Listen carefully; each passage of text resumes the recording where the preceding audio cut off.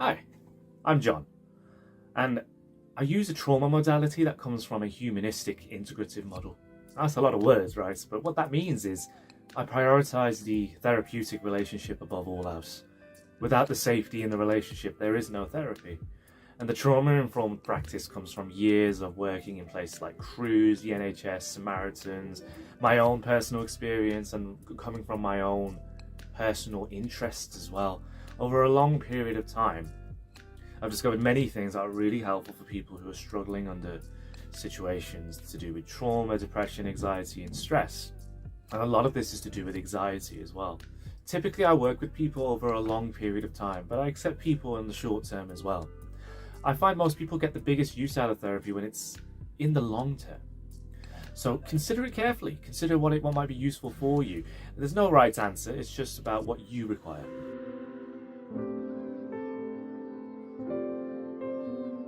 So why did I become a therapist? Well, that's a good question.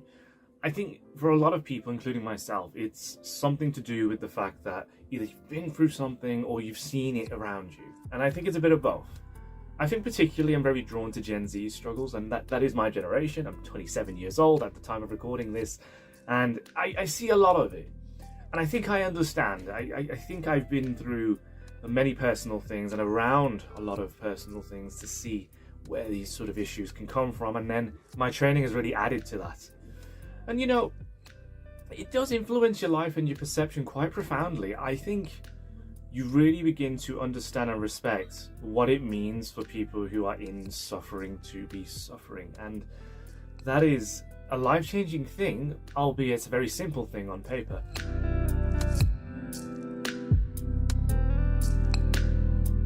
I'm the kind of therapist where you can just be yourself. I think that's really powerful because people always say, be yourself, be your authentic self, just be you. But I think you can really, really be you. And when you have somebody who's able to make you feel that way and allow you to feel like you can bring yourself to this environment, it's really quite powerful. So I'm really keen on people being able to speak to me when they can. And if they have an issue or anything, or a session didn't go too well, that is really, really useful to know. It's not something that I take personally. It's not something to get defensive about. It's something that can be a useful opportunity for us to move forward in this relationship.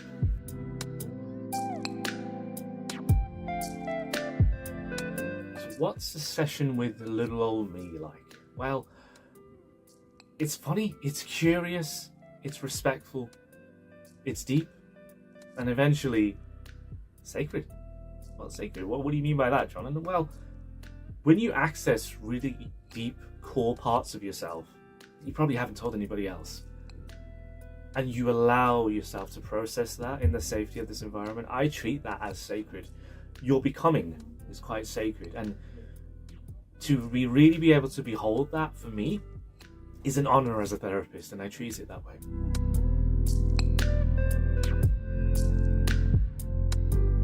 A few things I'd like to highlight about myself is, the sessions often include things in between sessions, depending on how it's going. It's collaborative though, these ideas, and if I get certain new theory or ideas that would really help lend understanding to what it is that you're saying, I will offer that to you, not as a demand, but as an invitation.